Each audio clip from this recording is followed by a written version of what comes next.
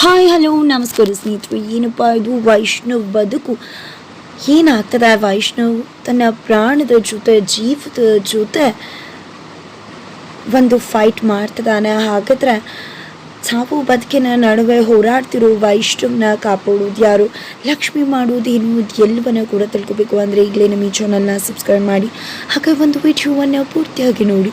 ಇಲ್ಲಿ ಲಕ್ಷ್ಮಿನ ಕಿಡ್ನಾಪ್ ಮಾಡ್ದಂತ ನಿತಿನ್ ಮದುವೆನೇ ಮಾಡ್ಕೊಳ್ಳೋಕೆ ಮುಂದಾಗಿರ್ತಾನೆ.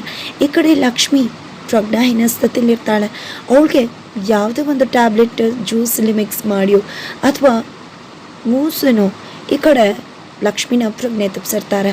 ಹಾಗಾಗಿ ಲಕ್ಷ್ಮಿಗೆ ಯಾವುದೇ ರೀತಿ ಪ್ರಜ್ಞೆ ಕೂಡ ಇರುವುದಿಲ್ಲ. 6 ಗಂಟೆಗಳು ಸತತ ಅವಳು ಪ್ರಜ್ಞಾಹೀನ ಸ್ಥಿತಿಲಿರ್ತಾಳೆ. ಈ ಕಡೆ ಲಕ್ಷ್ಮಿ ಕಿಡ್ನಾಪ್ ಆಗಿದ್ದಾಳೆ ಅನ್ನೋ ವಿಷಯ ಗೊತ್ತಾಗ್ತದಾಗೆ ವೈಷ್ಣವ್ ನಿತಿನ್ ಹತ್ರ ಬರ್ತಾನೆ. ಮೊದಲನೇ ಬಾರಿಗೆ ನಿತಿನ್ ಹತ್ರ ಬಂದಾಗ ಲಕ್ಷ್ಮಿನ ಅವನು ಐಡೆಂಟಿಫೈ ಮಾಡೋದು ಕಷ್ಟ ಆಗುತ್ತೆ. ಬಿಕಾಸ್ ಅವಳನ್ನು ಹೂವಿನ ಒಂದು ಗುಡ್ಡೆಯಲ್ಲಿ ಬಚ್ಚುಗಳಾಗಿರುತ್ತೆ. ಹಾಗಾಗಿ ವೈಷ್ಣವ್ ಲಕ್ಷ್ಮಿನ ಹುಡುಕೋಕಾಗದೆ ಕೀರ್ತಿ ಮೇಲೆ ಅನುಮಾನ ಪಡ್ತಾನೆ. ಆದರೆ ಒಮ್ಮೆ ಕೀರ್ತಿಯಿಂದ ಗೊತ್ತಾಗತ್ತೆ ಕೀರ್ತಿನೇ ಲಕ್ಷ್ಮಿನ ಕಿಡ್ನಾಪ್ ಮಾಡಿರೋದು ಅಂತ. ಬಿಕಾಸ್ ಅವಳು ಕೋಪದಿಂದ ಈ ರೀತಿ ಹೇಳ್ತಾಳೆ ಅನ್ನೋದು ಕೂಡ ವೈಷ್ಣವ್ಗೆ ಅರ್ಥ ಆಗುತ್ತೆ. ಹಾಗಾಗಿ ಅವನಿಗೆ ಅರ್ಥ ಆಗುತ್ತೆ ಕೀರ್ತಿ ಇದನ್ನು ಮಾಡಿಲ್ಲ, ಬೇರೆ ಯಾರು ಮಾಡಿರಬಹುದು ಅಂತ. ಒಮ್ಮೆಲೆ ಈ ಕಡೆ ಲಕ್ಷ್ಮಿ ತನ್ನ ಒಂದು ಸ್ಥಿತಿನ ಏನಾಗಿದೆ ಎಂತಾಗಿದೆ ಅನ್ನೋದನ್ನು ಅವಳಿಗೆ ಊಹಿಸೋಕೆ ಸಾಧ್ಯ ಆಗ್ತಿಲ್ಲ. ಅವಳ ಜೀವನ ನೋಡೋದು ನರಕ ಸದೃಶ ಅಂತ ಹೇಳ್ಬೋದು. ಆದರೆ ಇತ್ತ ಲಕ್ಷ್ಮಿಗೋಸ್ಕರ ಹುಡುಕ್ತಿರೋ ಜಾಗ ಇಲ್ಲ, ಹುಡುಕ್ತಿರೋ ಸ್ಥಳ ಇಲ್ಲ ವೈಷ್ಣವ್. ಫೈನಲಿ ಇಲ್ಲಿ ಕೀರ್ತಿಯೋ ತಂದೆ ಲಕ್ಷ್ಮಿನ ಹುಡ್ಕೋದಕ್ಕೆ ಸಹಾಯ ಮಾಡ್ತಾರೆ. ಲಕ್ಷ್ಮಿನ ಕಿಡ್ನಾಪ್ ಮಾಡ್ಕೊಂಡು ಹೋಗಿರೋ ಕಾರ್ ನಂಬರನ್ನು ವೈಷ್ಣವ್ಗೆ ಕೊಡ್ತಾರೆ. ಈ ಕಡೆ ವೈಷ್ಣವ್ಗೆ ಕೀರ್ತಿ ಮತ್ತು ಅವ್ರ ತಂದೆಯಿಂದ ಲಕ್ಷ್ಮಿನ ಹುಡ್ಕೋಕೆ ಸಾಧ್ಯವಾಗುತ್ತೆ. ಹಾಗಾಗಿ ಆ ಕಾರ್ ಬಳಿ ಅವನ ಹತ್ರ ಹೋಗಿ ಫೈಟ್ ಮಾಡಿ ಅವನಿಗೆ ಹೊಡೆದು ಬಡ್ದು ಎಲ್ಲ ಸತ್ಯನ ಬಾಯಿ ಮುಡಿಸ್ತಾನೆ. ಆಗ ಅವನಿಗೆ ಗೊತ್ತಾಗೋದು ನಿತಿನ್ ಕಿಡ್ನಾಪ್ ಮಾಡಿದಾನೆ ಅನ್ನೋ ಸತ್ಯ. ಜೊತೆಗೆ ವಿಶ್ವ ಕೀರ್ತಿದಾಗೆ ಮೊದಲು ನಿತಿನ ಮನೆಗೆ ಹೋಗಿ ಅಲ್ಲಿ ಲಕ್ಷ್ಮಿ ಅವ್ರನ್ನ ಕಾಪಾಡಬೇಕು ಅಂತ ಹೋಗ್ತಿದ್ರೆ ಅವ್ರ ಜೊತೆ ಹೋಗ್ತಿರ್ತಕ್ಕಂತಹ ವ್ಯಕ್ತಿ ವೈಷ್ಣವ್ ಮೇಲೆ ಅಟ್ಯಾಕ್ ಮಾಡ್ತಿದ್ದಾನೆ. ಈ ಕಡೆ ಕೀರ್ತಿಗೂ ಕೂಡ ಗೊತ್ತಾಗುತ್ತೆ ವೈಷ್ಣವ್ ಹೋಗ್ತಿರುವಂಥ ವ್ಯಕ್ತಿ ವೈಷ್ಣವ್ ಮೇಲೆ ಅಟ್ಯಾಕ್ ಮಾಡ್ತಾನೆ ಅಂತ. ಹಾಗಾಗಿ ಅವಳು ಕೂಡ ಅವ್ರನ್ನ ಫಾಲೋ ಅಪ್ ಮಾಡ್ಕೊಂಡು ಹೋಗ್ತಿದ್ದಾಳೆ. ಜೊತೆಗೆ ಈ ಕಡೆ ಮನೇಲಿ ಎಲ್ಲರೂ ಕೂಡ ಲಕ್ಷ್ಮಿ ಕಾಣಿಸ್ತಿಲ್ಲ ಅಂತ ಗಾಬರಿ ಮಾಡ್ಕೊಂಡಿದ್ರೆ ಕೀರ್ತಿ ಕಾಲ್ ಮಾಡಿ ವೈಷ್ಣವ್ ಜೀವಕ್ಕೆ ಅಪಾಯ ಇದೆ ಅಂತ ಹೇಳಿ ಮನೆಯವ್ರು ಎಲ್ರಿಗೂ ಹೇಳಿದಾಗ ಮನೆಯವ್ರು ಎಲ್ಲರೂ ಕೂಡ ಗಾಬರಿ ಬೀಳ್ತಾರೆ. ಕಾವೇರಿ ಅವರಂತೂ ಈ ಲಕ್ಷ್ಮಿಯಿಂದನೇ ಎಲ್ಲ ಆಗಿದ್ದು, ಅವಳು ನನ್ನ ಮಗನ ಜೀವನಕ್ಕೆ ಬಂದು ಇಷ್ಟೆಲ್ಲ ನಡೆದು ಹೋಯ್ತು ಅಂತ ಹೇಳ್ತಿದ್ದಾರೆ. ಜೊತೆಗೆ ನನ್ನ ಮಗ ಎಲ್ಲಿದ್ದಾನೋ ಅಲ್ಲಿಗೆ ನಾನು ಹೋಗಲೇಬೇಕು, ಕೀರ್ತಿ ಗೊತ್ತಿದೆ ಮಗ ಎಲ್ಲಿದ್ದಾನೆ ಅಂತ ಅವನ್ನ ಫಾಲೋ ಮಾಡ್ಕೊಂಡು ಹೋದರೆ ಖಂಡಿತ ನಾವು ಕೂಡ ನಮ್ಮ ಮಗನ ಮೀಟ್ ಮಾಡ್ಬೋದು ಅಂತ ಹೋಗ್ತಿದ್ದಾರೆ. ಈ ಕಡೆ ಕೀರ್ತಿ ಅಲ್ಲಿಗೆ ತಲುಪುವಷ್ಟರಲ್ಲಿ ವೈಷ್ಣವ್ ಸಾಕಷ್ಟು ಫೈಟ್ ಬ್ಯಾಕ್ ಮಾಡಿರ್ತಾನೆ. ಆದರೂ ಕೂಡ ಹಿಂಬದಿಯಿಂದ ತಲೆಗೆ ಹೊಡೆದಿರೋ ಏಟು ವೈಷ್ಣವ್ ಪ್ರಜ್ಞೆ ತಪ್ಪಿಸುವ ಹಾಗೆ ಮಾಡುತ್ತೆ. ಕೀರ್ತಿ ಬರ್ತಿದ್ದಾಗೆ ಅವನಿಗೆ ಎಚ್ಚರ ಆಗುತ್ತೆ. ಬಟ್ ಲಕ್ಷ್ಮಿನ ಕಾಪಾಡಬೇಕು, ಅವ್ರ ಜೀವನ ಅಪಾಯದಲ್ಲಿದೆ, ಅವ್ರಿಗೆ ಮದುವೆ ಆಗ್ತಿದೆ, ನಿತಿನ್ ಅವ್ರನ್ನ ಮದುವೆ ಆಗ್ತಿದ್ದಾನೆ ಅಂತ ಹೇಳ್ತಿದ್ದಾರೆ. ಏನು ಮಾತಾಡ್ತಿದ್ಯಾ ವೈಷ್ಣವ್ ಅಂದಾಗ, ಹೌದು ಮೊದಲು ಕಾಪಾಡಬೇಕು ಅವ್ರನ್ನ ಅಂದಾಗ ಮೊದಲು ನೀನು ಹಾಸ್ಪಿಟಲ್ಗೆ ಹೋಗಬೇಕು ವೈಷ್ಣವ್, ಯಾಕಂದರೆ ನಿನಗೆ ತುಂಬಾ ಬ್ಲಡ್ ಲಾಸ್ ಆಗ್ತಿದೆ ಅಂತಾರೆ. ಇಲ್ಲ ನಾನು ಕಾಪಾಡಲೇಬೇಕು ಅಂತ ವೈಷ್ಣವ್ ಹೋಗ್ತಿದ್ರೆ ತಕ್ಷಣ ಅವನಿಗೆ ಪ್ರಜ್ಞೆ ಹೀನ ಸ್ಥಿತಿಗೆ ಹೋಗ್ತಾನೆ. ಅವನಿಗೆ ನಿಂತ್ಕೊಳ್ಳೋಕೆ ಸಾಧ್ಯ ಆಗದೆ ಕುಸ್ತು ಹೋಗ್ತಾನೆ. ಈ ಕಡೆ ಕೀರ್ತಿ ಒಬ್ಬಳೇ ಎಚ್ಚರ ಮಾಡೋಕ್ಕೆ ಪ್ರಯತ್ನ ಪಡ್ತಿದ್ರೆ ಆದರೆ ವೈಷ್ಣವ್ ಎಚ್ಚರ ಆಗ್ತಿಲ್ಲ. ಅಷ್ಟರಲ್ಲಿ ಆ್ಯಂಬುಲೆನ್ಸ್ಗೆ ಕಾಲ್ ಮಾಡಿ ವೈಷ್ಣವ್ ಸ್ಥಿತಿ ಹೀಗಾಗಿದೆ ಅಂತ ಮನೆಯವ್ರಿಗೂ ಕೂಡ ವಿಷಯ ತಿಳಿಸ್ತಾರೆ. ಮನೆಯವ್ರಿಗೆ ಮತ್ತಷ್ಟು ಗಾಬರಿ ಆಗ್ತಾರೆ. ಆದರೆ ಈ ಕಡೆ ತನ್ನ ಲೈಫಲ್ಲಿ ಏನಾಗ್ತದೆ ಎಂತಾಗ್ತಿದೆ ಅಂತಲೇ ಗೊತ್ತಾಗ್ತಿಲ್ಲ. ಈ ಕಡೆ ಲಕ್ಷ್ಮಿಗೆ ಪ್ರಜ್ಞೆ ಇಲ್ಲ. ಅವಳನ್ನ ಅಲಂಕಾರ ಮಾಡೋದಕ್ಕೆ ಪುರೋಹಿತರು ಹಾಗೆ ಅವ್ರ ಹೆಂಡತಿನ ಕೂಡ ಕರ್ಕೊಂಡು ಬಂದಿದ್ದಾರೆ. ಅವ್ರ ಹೆಂಡತಿ ಮತ್ತು ಇನ್ನೊಂದು ಆಕೆ ಸೇರಿಕೊಂಡು ಲಕ್ಷ್ಮಿಗೆ ಪ್ರಜ್ಞೆ ಬರೆಸೋಕ್ಕೆ ತುಂಬಾ ಟ್ರೈ ಮಾಡ್ತಿದ್ದಾರೆ. ಆದರೆ ಯಾವುದೇ ಕಾರಣಕ್ಕೂ ಪ್ರಜ್ಞೆ ಬರುವುದಿಲ್ಲ ಅಂತ ನಿತಿನ್ನ ಫ್ರೆಂಡ್ ಬಂದು ಹೇಳ್ತಾರೆ. ಆದರೆ ಒಂದು ಮದುವೆ ಆಗಿರೋ ಹುಡುಗಿಗೆ ಇಷ್ಟೆಲ್ಲ ಅನ್ಯಾಯ ಆಗ್ತದೆ, ಪಾಪ ಹುಡುಗಿಗೆ ಪ್ರಜ್ಞೆ ಕೂಡ ಇಲ್ಲ, ಎಂಥ ಅನ್ಯಾಯ ಆಗ್ತದೆ, ಹುಡುಗಿ ಪ್ರಜ್ಞೆ ಬರ್ತಿಲ್ವಲ್ಲ, ಎದೇಳಮ್ಮ ಅಂತ ಎಚ್ಚರ ಮಾಡೋಕ್ಕೆ ಟ್ರೈ ಮಾಡ್ತಿದ್ರೆ ಸ್ವಲ್ಪ ಕಣ್ಣು ಬಿಡ್ತಾಳೆ. ಬಟ್ ಹಾಗೆ ಮುಚ್ಕೊಂಡ್ಬಿಡ್ತಾಳೆ, ಏನೂ ಕೂಡ ಪ್ರಯೋಜನ ಆಗೋದೇ ಇಲ್ಲ. ನಂತರ ಈ ಕಡೆ ನಿತಿನ್ಗೆ ಫ್ರೆಂಡ್ ಬಂದಿದ್ದೆ, ವೈಷ್ಣವ್ಗೆ ವಿಷಯ ಗೊತ್ತಾಗಿದೆ, ಅವನು ಇಲ್ಲಿಗೆ ಬರ್ತಿದ್ದಾನೆ ಅಂತದಾಗಿ ಇದೆಲ್ಲವೂ ಕೂಡ ನಂದೇ ಪ್ಲಾನ್, ಅವನಿಗೂ ಕೂಡ ಅಲ್ಲಿ ಮುಹೂರ್ತ ಇಟ್ಟಿದ್ದೀನಿ, ಇಲ್ಲಿ ನಮ್ಮ ಮದುವೆ ಮುಹೂರ್ತ, ಅಲ್ಲಿ ಅವನಿಗೆ ಸಾವಿನ ಮುಹೂರ್ತ ಅಂತ ಹೇಳ್ತಾರೆ. ಫೈನಲಿ ಅಲ್ಲಿ ವೈಷ್ಣವ್ ಬರ್ದಿರೋ ಪರಿಸ್ಥಿತಿಲಿದ್ದಾನೆ. ಅಷ್ಟರಲ್ಲಿ ಆ್ಯಂಬುಲೆನ್ಸ್ ಬರುತ್ತೆ, ಆ್ಯಂಬುಲೆನ್ಸ್ಗೆ ಕರ್ಕೊಂಡು ಹೋಗ್ತಿದ್ದಾರೆ. ಈ ಕಡೆ ವೈಷ್ಣವ್ನ ಎಚ್ಚರ ಮಾಡೋ ಪ್ರಯತ್ನ ಮಾಡ್ತಿದ್ದಾಳೆ ಕೀರ್ತಿ. ಆದರೆ ಯಾವುದೇ ಕಾರಣಕ್ಕೂ ವೈಷ್ಣವ್ ಎಚ್ಚರ ಆಗ್ತಿಲ್ಲ. ನಂತರ ಲಕ್ಷ್ಮಿನ ಕಾಪಾಡಬೇಕು ಅಲ್ವಾ ಎದ್ದೇಳಿ ಎದ್ದೇಳು ಅಂತ ಹೇಳಿದಾಗ ಒಂದು ಮಬ್ಬಲ್ಲೇ ಒಂದು ಲಕ್ಷ್ಮಿಯವ್ರನ್ನ ಕಾಪಾಡಬೇಕು ಅಂತ ಹೇಳ್ತಿದ್ದಾನೆ.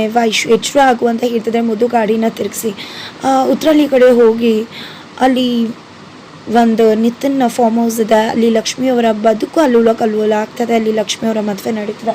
ಅಲ್ಲಿಗೆ ಹೋಗಿ ಅಂತದೆ ಹಾಸ್ಪಿಟಲ್ಗೆ ಹೋಗಬೇಕು, ನಿನಗೆ ಮೊದಲು ಹುಷಾರಾಗಬೇಕು, ವೈಶ್ ಮೆಡಿಸಿನ್ ಆಗಬೇಕು, ಟ್ರೀಟ್ಮೆಂಟ್ ಆಗಬೇಕು ಅಂತ ಕೀರ್ತಿ ಹೇಳ್ತಿದ್ದೆ. ಇಲ್ಲ ಹೋಗಿ ಅಂತ ಎದ್ದು ಕುತ್ಕೊಂಡೇ ಬಿಡ್ತಾನೆ Vaish. Finally ambulance Nitin farm house ಕಡೆ ತಿರ್ಗತ್ತೆ. ಈ ಕಡೆ ಲಕ್ಷ್ಮಿನ ಅಲಂಕಾರ ಮಾಡಿದ್ದಾರೆ. ಈ ಕಡೆ ನಿತಿನ್ ಅಂತೂ ತುಂಬ ಖುಷಿಯಿಂದ ಬಂದು, ರೆಬ್ಬಲ್ ನೀನಂದರೆ ನಂಗೆ ತುಂಬ ಇಷ್ಟ, ಎಲ್ರಿಗಂತ ನೀನು ತುಂಬಾ ಅಟ್ರಾಕ್ಟಿವ್ ಅಂತ ಹೇಳ್ತಾರೆ. ಫೈನಲಿ ಈ ಕಡೆ ಲಕ್ಷ್ಮಿನ ಕೂಡ ಮಂಟಪದ ಹತ್ರ ಕರ್ಕೊಂಡು ಬರ್ತಿದ್ದಾರೆ. ಅದ್ದೂರಿಯಾಗಿ ನಿತಿನ್ ಮನೆಯಲ್ಲಿ ಮಂಟಪ ಕೂಡ ರೆಡಿ ಆಗಿದೆ. ನಿತಿನ್ ಕೂಡ ಮದುಮಗನಾಗಿ ರೆಡಿ ಮಾಡ್ಕೊಂಡಿದ್ರೆ, ಈ ಕಡೆ ಲಕ್ಷ್ಮಿ ಕೂಡ ಮದುಮಗಳಾಗಿ ರೆಡಿ ಆಗಿದ್ದಾಳೆ. ಈ ಕಡೆ ಫೈನಲಿ ಹೂಮಳಿ ಸುರಿಸೋದ್ರೊಂದಿಗೆ ಮಂಟಪಕ್ಕೆ ಹಾಜರಾಗ್ತಾಳೆ.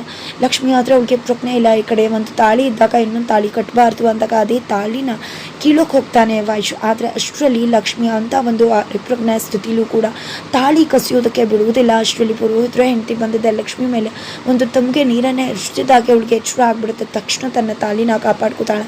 ನಂತರ ಈ ಕಡೆ ನಿತಿನ್ ಮೇಲೂ ಕೂಡ ನೀರನ್ನು ಬಿಡ್ತಾರೆ. ತಕ್ಷಣ ಈ ಕಡೆ ಲಕ್ಷ್ಮಿ ಆ ಜಾಗದಿಂದ ಇಳ್ಕೊಂಡು ಬರ್ತಾರೆ.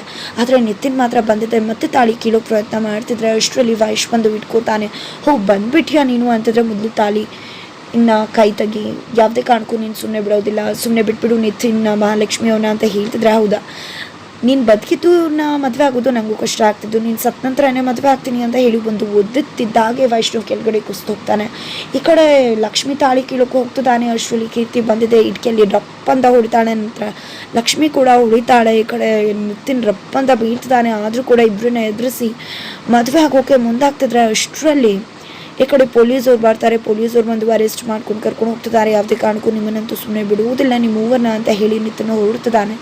ನಂತರ ಈ ಕಡೆ ವೈಷ್ಣವ್ನ ಹಾಸ್ಪಿಟಲ್ಗೆ ಕರ್ಕೊಂಡು ಬರ್ತಾರೆ. ಹಾಸ್ಪಿಟ್ಲಲ್ಲಿ ಡಾಕ್ಟರ್ ಅವ್ರನ್ನ ಟ್ರೀಟ್ ಮಾಡ್ತಿದ್ದಾರೆ. ಐಸಿಯುನಲ್ಲಿ ಇಟ್ಟಿದ್ದಾರೆ, ಆಕ್ಸಿಜನ್ ಕೊಟ್ಟಿದ್ದಾರೆ. ಈ ಕಡೆ ಮನೆಯವರು ಎಲ್ಲರೂ ಕೂಡ ಇದ್ದಾರೆ.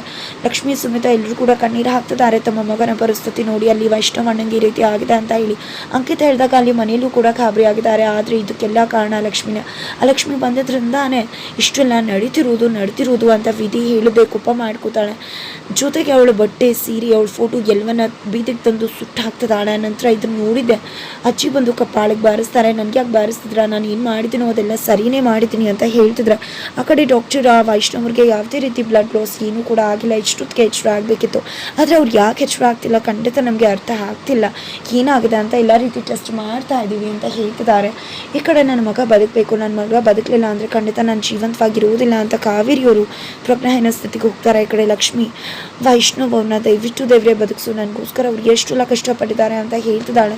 ಅಷ್ಟರಲ್ಲಿ ಈ ಕಡೆ ವಿಧಿ ಬರ್ತಾಳೆ. ಏನು ನಿನ್ನಂತ ಅವಳಿಂದ ನನ್ನ ಅಣ್ಣನ ಜೀವನದಲ್ಲಿ ಬಂದು ನನ್ನ ಅಣ್ಣನ ಸಾವಿಂದ ಅವಳಿಗೆ ತಂದಿದ್ಯಾ, ಇದಕ್ಕೆಲ್ಲ ಕಾರಣ ನೀನೇನೆ ಅಂತ ಹೇಳ್ತಿದ್ರೆ, ಏನು ಮಾತಾಡ್ತಿದ್ಯಾ ವಿಧಿ, ನೀನು ಇಂಥ ಪರಿಸ್ಥಿತಿಲಿ ನಿನ್ನ ಅಣ್ಣನ ಆರೋಗ್ಯ ಸರಿ ಇಲ್ಲ, ಇಂಥ ಪರಿಸ್ಥಿತಿಲಿ ಅದೆಲ್ಲ ಮಾತಾಡ್ಬೇಕಾ ಅಂದಾಗ ಈ ಕಾಳಜಿ ಹೀಗಿದೆಯಲ್ವ, ಆಗಲೇ ಇದ್ದಿದ್ರೆ ಇಷ್ಟು ಚೆನ್ನಾಗಿರ್ತಿತ್ತಲ್ವ, ಇಷ್ಟೆಲ್ಲ ನಡೀತಾನೆ ಇರಲಿಲ್ಲ, ನೀನೇ ಮದುವೆ ಆಗ್ಬೋದಿತ್ತಲ್ಲ, ನೀನೇ ತಾನೇ ಮದುವೆ ಆಗಬೇಕಾಗಿದ್ದು ಅಂತಿದ್ದಾಗ ಈ ಕಡೆ ಲಕ್ಷ್ಮಿ ಶಾಕ್ ಆಗ್ತಿದ್ದಾಳೆ. ಇಬ್ರಿಗೂ ಶಾಕ್ ಆಗ್ತಾರೆ. ಅಷ್ಟರಲ್ಲಿ ವಿಧಿ ಕೀರ್ತಿ ವಿಧಿನ ಕರ್ಕೊಂಡೋಗಿ ಏನು ಮಾತಾಡ್ತಿದ್ಯಾ, ಯಾವುದೇ ಕಾರಣಕ್ಕೂ ನನ್ನ ಮತ್ತು ವಯಸ್ಸು ಸಂಬಂಧ ಪ್ರೀತಿ ಬಗ್ಗೆ ಲಕ್ಷ್ಮಿ ಗೊತ್ತಾಗಬಾರ್ದು, ಅದನ್ನು ಬಿಟ್ಟು ನೀನು ಅಲ್ಲೇ ಮಾತಾಡ್ತಿದ್ಯಲ್ಲ ಅಂತ ಹೇಳಿದ್ರೆ ಗೊತ್ತಾಗ್ಲಿ ಬಿಡು ಏನಂತ. ಆದರೆ ನಿಜಾನೇ ತಾನೇ ನಾನು ಹೇಳಿದ್ದು, ನೀನು ಮದುವೆ ಆಗಬೇಕಿತ್ತು, ನೀನು ಮದುವೆ ಆಗಿದ್ರೆ ಇಷ್ಟೆಲ್ಲ ನಡೀತಿತ್ತ, ನಿನ್ನಿಂದನೇ ಇಲ್ಲ ಆಗ್ತಿರೋದು ಅಂತ ವಿಧಿ ಮತ್ತೆ ಲಕ್ಷ್ಮಿ ಕೀರ್ತಿ ಮೇಲೂ ಕೂಡ ಇಡ್ತಾ ಇದ್ದಾಳೆ. ನಂತರ ಈ ಕಡೆ ವೈಷ್ಣವ್ ಪರಿಸ್ಥಿತಿಯ ಹದಗೆಟ್ಟಿದೆ, ಡಾಕ್ಟರ್ ಕೈ ಚೆಲ್ಲಿದ್ದಾರೆ. ಈ ಕಡೆ ಲಕ್ಷ್ಮಿ ಬಂದು ವೈಷ್ಣವ್ ಸ್ಥಿತಿ ನೋಡಿ ಕಣ್ಣೀರು ಹಾಕ್ತಿದ್ದಾಳೆ. ನನಗೋಸ್ಕರ ನೀವು ಇಷ್ಟೆಲ್ಲ ಮಾಡಿದ್ರಿ, ನನ್ನ ಪ್ರಾಣಕ್ಕೆ ಪ್ರಾಣ ನೀವು, ನಿಮಗೋಸ್ಕರ ನನಗೇನು ಮಾಡೋದಿಲ್ಲ, ನಿಮಗೋಸ್ಕರ ನಿಮ್ಗೆ ಏನು ಮಾಡೋಕ್ಕೂ ರೆಡಿಯಾಗಿದ್ದೀನಿ, ನನಗೇನು ನನ್ನ ವೈಶ್ ಬೇಕು, ನನ್ನ ಗಂಡ ಬೇಕು, ನಿಮ್ಮನ್ನು ನಾನು ಉಳಿಸ್ಕೋತೀನಿ, ಯಾವುದೇ ಕಾರಣಕ್ಕೂ ನಿಮ್ಮನ್ನು ಬಿಟ್ಕೊಡೋ ಮಾತೇ ಇಲ್ಲ, ನನ್ನ ಜೀವ ನೀವು, ನನ್ನ ಪ್ರಾಣ ನೀವು, ನನಗೋಸ್ಕರ ಎಷ್ಟೆಲ್ಲ ಒದ್ದಾಡಿ ಇಂಥ ಪರಿಸ್ಥಿತಿ ತೊಗೊಂಡಿರೋ ನಿಮಗೆ ನಾನು ಕೈ ಬಿಡೋ ಮಾತೇ ಇಲ್ಲ ಅಂತ ಹೇಳಿ ಕಣ್ಣೀರು ಹಾಕಿ ನನ್ನ ಗಂಡನ ಉಳಿಸ್ಕೋತೀನಿ ಅಂತ ಹೇಳಿ ದೇವ್ರ ಮುಂದೆ ಬಂದು ದೇವ್ರ ಹತ್ರ ಬೇಡ್ಕೊತಿದ್ದಾಳೆ. ಫೈನಲಿ ದೇವರು ಲಕ್ಷ್ಮಿಯ ಕೋರಿಕೆಗೆ ಒಂದು ಭಕ್ತಿಗೆ ಒಲಿದು ವೈಷ್ಣವ್ನ ಆ ಒಂದು ಪರಿಸ್ಥಿತಿಯಿಂದ ಹೊರಗಡೆ ತರತ್ತ ಏನಾಗುತ್ತೆ. ಈ ಕಡೆ ವಿಧಿ ಲವರ್ ಕೂಡ ಎಂಟ್ರಿ ಆಗಿದ್ದಾರೆ, ಏನೆಲ್ಲ ಆಗ್ಬೋದು ಇದು ಎಲ್ಲವನ್ನ ಕೂಡ ತಿಳ್ಕೊಬೇಕು ಅಂದರೆ ಈಗಲೇ ನಿಮ್ಮ ಈ ಚಾನಲ್ನ ಸಬ್ಸ್ಕ್ರೈಬ್ ಮಾಡಿ, ಹಾಗೆ ಒಂದು ವಿಡಿಯೋವನ್ನು ಪೂರ್ತಿಯಾಗಿ ನೋಡಿ.